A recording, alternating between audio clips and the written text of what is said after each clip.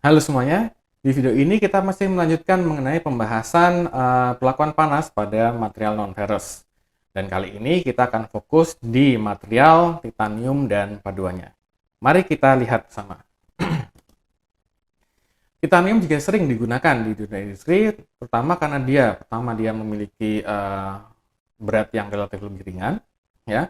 Kemudian dia tahan terhadap korosi, ya, dan dia juga bisa ya digunakan di aplikasi yang temperaturnya mungkin perlu lebih tinggi ya dibandingkan aluminium. Ya, jadi dia bisa menggantikan aluminium untuk aplikasi yang lebih tinggi, ya. Nah, untuk sebagai catatan yang penting ya, jadi titanium itu memiliki dua alotropik ya. Pertama adalah alpha titanium ya, dia memiliki susunan kristal close pack heksagonal ya, dan dia biasanya ada di temperatur rendah hingga temperatur sekitar 882 derajat Celcius ya. Nah, alotropik ini, alpha titanium ini bisa kita stabilisasi dengan menambahkan aluminium ya. Yang kedua adalah beta titanium. Ya, beta titanium ini memiliki susunan kristal body center cubic ya, dan dia stabil di temperatur di atas 882 sehingga dia stabil di temperatur yang tinggi. Ya, jadi kalau dia di temperatur rendah adalah alpha titanium, ya, kalau temperatur tinggi adalah beta titanium. Nah, beta titanium ini bisa distabilkan dengan menggunakan kromium, molybdenum, vanadium, manganis, dan Fe. Ya. Nah, dari dua jenis alotropik ini, maka kalau di temperatur ruang, ya, berdasarkan dari fasa yang ada, ya, kita bisa bagi menjadi alpha titanium, beta titanium, dan juga alpha beta titanium. Ya. Kemudian perlakuan panas untuk aluminium tentu saja tujuannya mirip dengan aluminium juga, gitu ya. Pertama adalah untuk menghilangkan residual stress yang mungkin terjadi selama fabrikasi, ya, kemudian mendapatkan ductility, machinability, dan seterusnya. Ya, tentu saja dua ini biasanya didapatkan di stress relief atau annealing. Ya. Kemudian untuk meningkatkan strength dan mechanical properties, ya tentu saja dia bisa didapatkan dengan menggunakan precipitation hardening. Ya. Mari kita lihat, ya. Jadi secara umum ada tiga jenis heat treatment untuk titanium ya, stress relieving, annealing, dan solution treating dan edging. Ya, yang bawah ini biasanya untuk pengerasan, dua ini relatif untuk melunakan. Ya. Nah, ada juga tambahan catatan di sini ya. Alpha titanium alloys itu hanya bisa dilakukan pelunakan ya, stress relief dan annealing.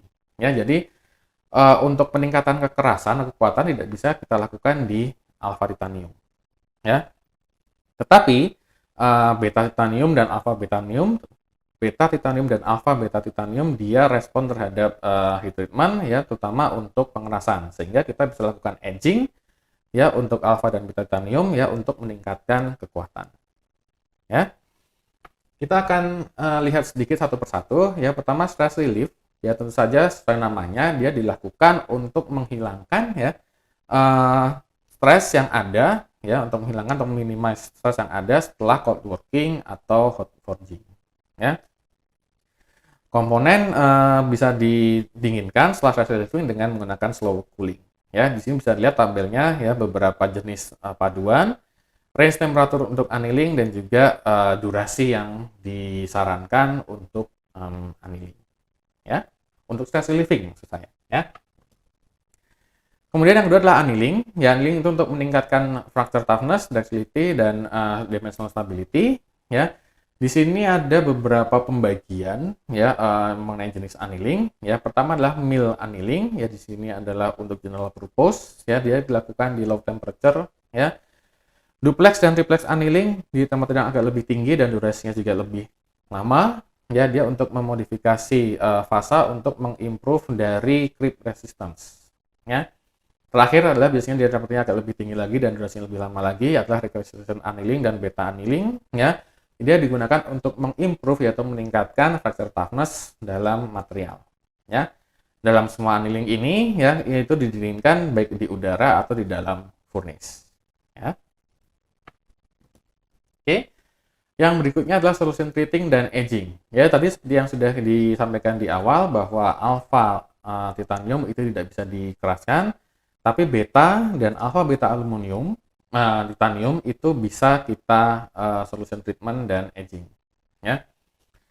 Solution treatment ya dilakukan di temperatur yang cukup tinggi ya, sehingga beberapa dari betanya masih akan bertambah. Ya, jadi ini kita lakukan di daerah fasa yang bukan single phase beta saja, tetapi masih di dalam alpha beta, ya.